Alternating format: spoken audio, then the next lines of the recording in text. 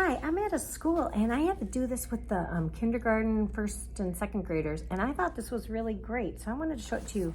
This is the first aid kit, not with Band-Aids and medicines and things like that, but it's all different reminders of how to treat your books. You know, I love books and I read them to you guys, but sometimes you'll have a book from the library and just different things to do with them. So I'm going to show you some things.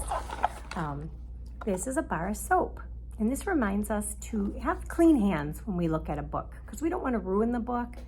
And you know, you wouldn't want to check out a book that has mud on it or, you know, something sticky, some honey or something. So you wash your hands before you look at a book. What else is in here?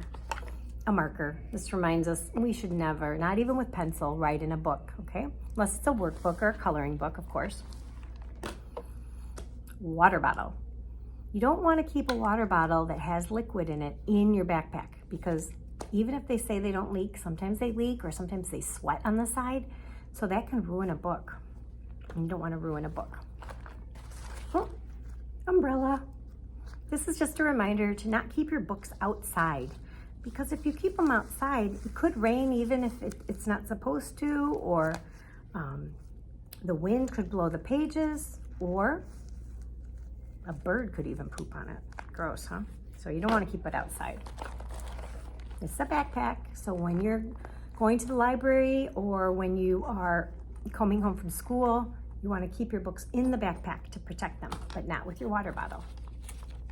It's a little calendar, and this is to remind you when you have a book that's due back at the library, you should return it on time, because somebody might be waiting for a book. You know, somebody might just be like, I was waiting and waiting for what use is a moose, and now I can't get it. You can listen to that though. I recorded it. This is a bookmark, and this is great because if you're reading a book and your mom calls you for dinner, or your dad, time for dinner, and you're in the middle of the book, then you can just say, coming, and then you can put a bookmark right in there so it holds your spot. So then after dinner, after you help with cleaning up and say thank you for the delicious meal, then you can go back to your book and you know right where you left off. So bookmarks, great idea. This is a dog collar, and this is to remind you that you shouldn't let your dogs play with books. They could slobber them, they could rip the pages. You don't want to do that. This is fruit snacks. It's a reminder, don't eat while you're looking at a book. So you wouldn't want to read a book that had spaghetti sauce on it or sticky, you know, so don't do it because you want clean hands. That's why we had the soap.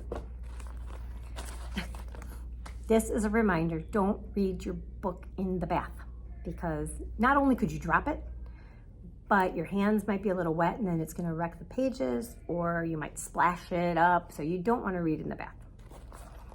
Okay, so those are some great reminders on how to care for your books, because books are precious and we can learn a lot from the books, and they're fun to listen to, they're fun to read, and we want to take good care of our books.